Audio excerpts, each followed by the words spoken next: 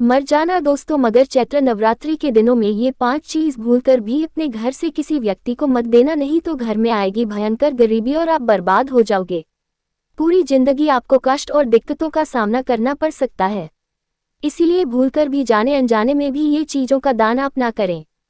हमारे स्वास्थ्य में बताया गया है कि इन चीजों का दान करने से घर में आती है भयंकर गरीबी और पति के आर्थिक स्थिति पर भी इसका असर पड़ता है। इसलिए सभी माताएं एवं बहनों से हाथ जोड़कर निवेदन है, हमारी वीडियो को अंत तक देखें। आप स्वयं माता दुर्गा का हाथ छोड़ रही है माता। अगर आप सभी लोग माता रानी को मानते हैं तो अच्छे मन से आज की वीडियो को पूरा देख लेना। भक्तों, कुछ ऐसी चीज है जो नवरात्रि के दिनों में भूलकर भी किसी महिला या पुरुष को नहीं देना चाहिए।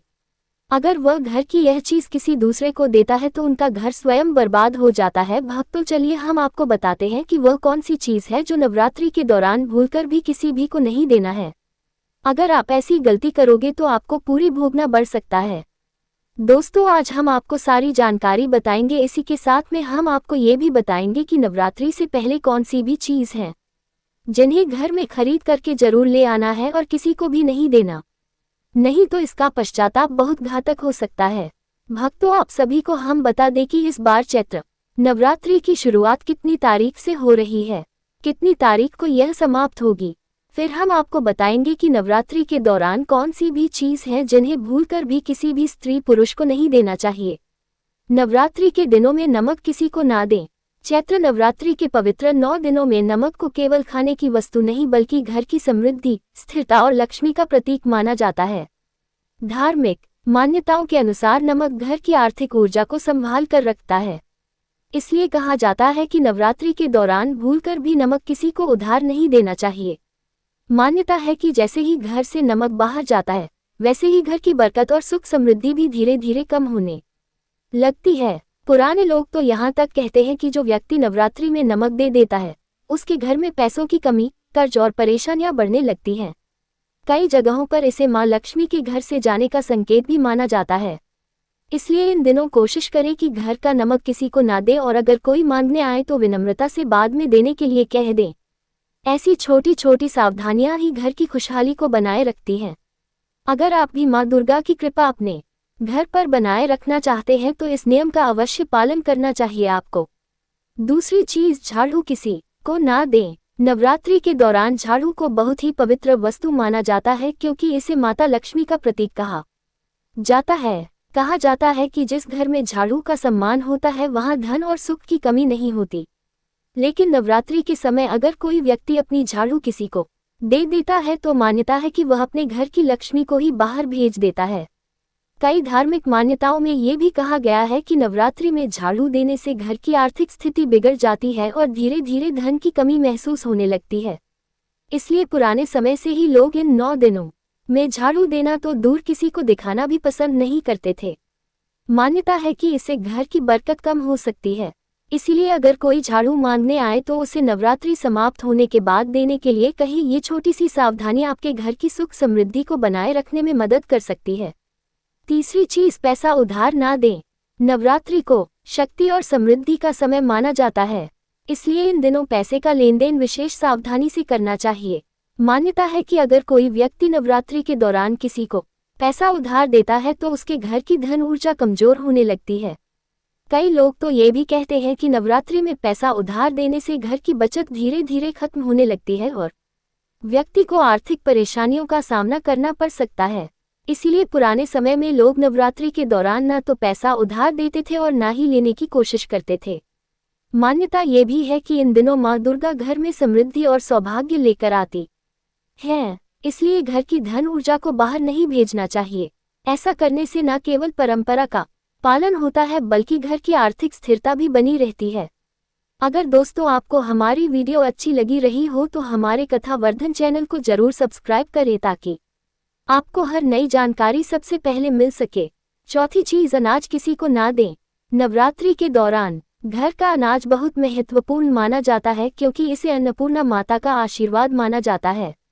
मान्यता है कि घर का अनाज घर की समृद्धि और भोजन की स्थिरता का प्रतीक होता है। इसलिए कहा जाता है कि नवरात्रि के दिनों में घर का अनाज किसी को उधार या दान में नहीं देना चाहिए। कई लोगों का विश्वास है कि अगर इन दिनों घर का अनाज बाहर चला जाता है तो धीरे धीरे घर की अन्न समृद्धि भी कम होने लगती है। पुराने लोग तो ये भी कहते हैं कि ऐसा करने से घर में खाने पीने की कमी तक आ सकती है। इसलिए इन 9 दिनों में कोशिश करनी चाहिए कि घर का अनाज सुरक्षित रहे और उसका उपयोग केवल घर के लिए ही किया जाए। ये भी माना जाता है कि ऐसा करने से माँ दुर्गा की कृपा घर पर बनी रहती है और परिवार में कभी अन्न की कमी नहीं होती।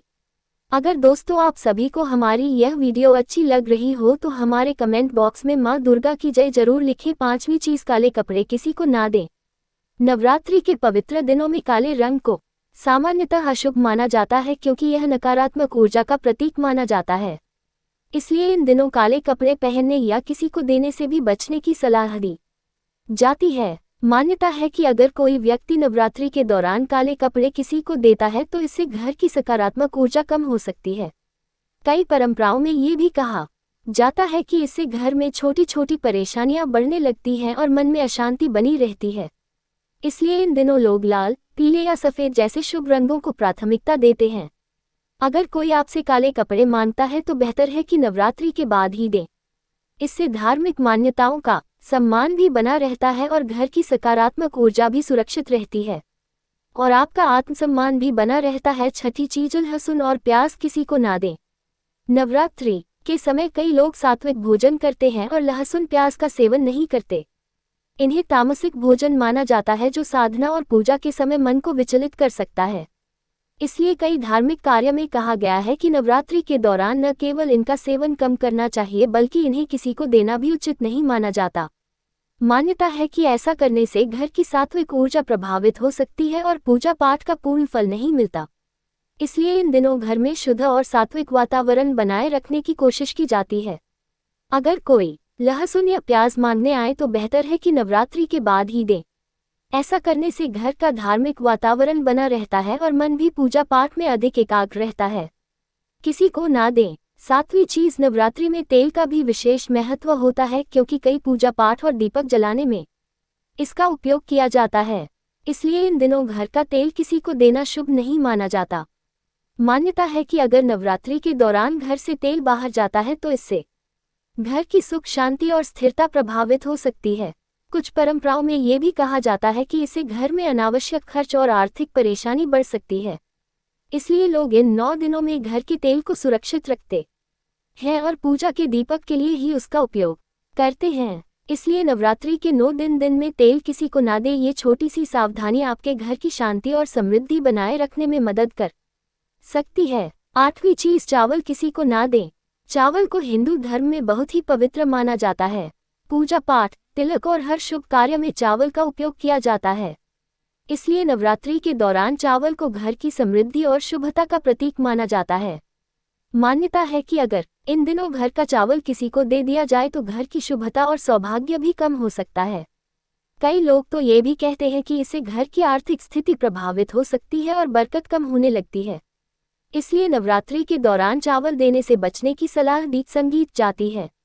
दोस्तों, 9वीं चीज, नवरात्रि के 9 दिन में हल्दी किसी को ना दे क्योंकि हमारे हिंदू धर्म में हल्दी अत्यंत शुभ मंगलकारी मानी जाती है। हल्दी सौभाग्य, समृद्धि और सकारात्मक ऊर्जा का प्रतीक मानी जाती है।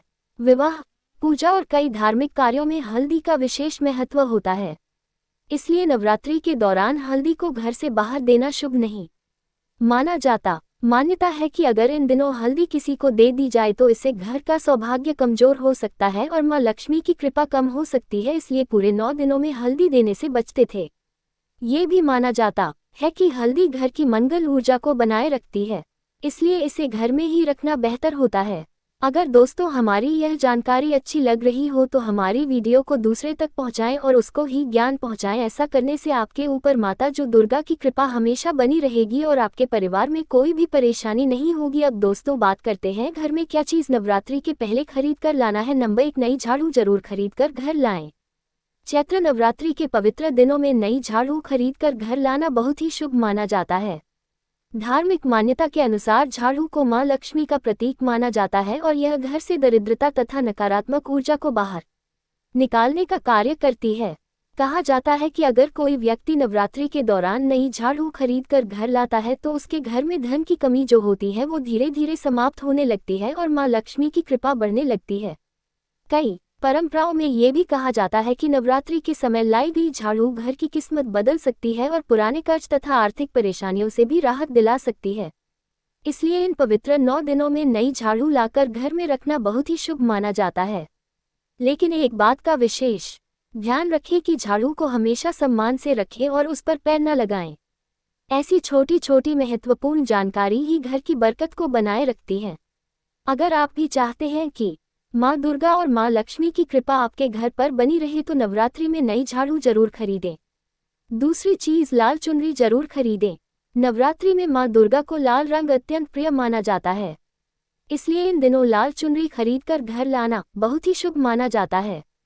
मान्यता है कि जो व्यक्ति नवरात्रि के दौरान माँ दुर्गा को लाल चुनरी अर्पित करता है, उसके जीवन से बाधाएं दूर होने लगती हैं और घर में सुख समृद्धि आने लगती है और आपकी किस्मत का दरवाजा भी खुलता है। इसलिए दोस्तों, आप सभी से निवेदन है कि नवरात्रि के पहले माता के लिए लाल चुन्नी जरूर लेकर आए और नवरात्रि के पहले दिन माँ माता को चुन्नी अर्पित करें। हमारे शास्त्रों में बताया गया है, लाल चुन्नी से माँ दुर्गा बहुत ही खुश और कृपालु हो जाती है और भक्तों की हर मनोकामना पूरी कर देती है। तीसरी चीज, सोने चांदी का सिक्का। अगर संभव हो तो नवरात्रि से पहले गणेश लक्ष्मी का बना सोने का सिक्का अवश्य लाएं। मान्यता है कि सिक्का लाने से घर की आर्थिक उन्नति का प्रतीक माना जाता है। इसलिए दोस्तों, नवरात्रि में चांदी का सिक्का अवश्य लेकर आया। नंबर 4, तुलसी का पौधा। अगर आपके घर में पहले से तुलसी का पौधा नहीं है तो आप नवरात्रि के पहले तुलसी का पौधा लाकर अवश्य लगाएं, या नकारात्मक ऊर्जा को दूर करता है। नंबर 5, मौली कलावा। नवरात्रि से पहले मौली और कलवा को जरूर लाना चाहिए और माता के लिए सिंह का सामान सुहागन महिला अवश्य खरीद कर लाएं। इससे आपका सुहाग सही सलामत रहता है और माता की कृपा आपके पति पर हमेशा बनी रहती है। इसलिए नवरात्रि में सुहाग का सामान जरूर चढ़ाना चाहिए। नंबर 5, कच्चा नारियल। शिवरात्रि के समय कच्चा नारियल आवाज खरीद कर लाना चाहिए, या घर में सकारात्मक ऊर्जा का प्रतीक माना जाता है। नंबर 7, मिट्टी का कलश जरूर खरीदें।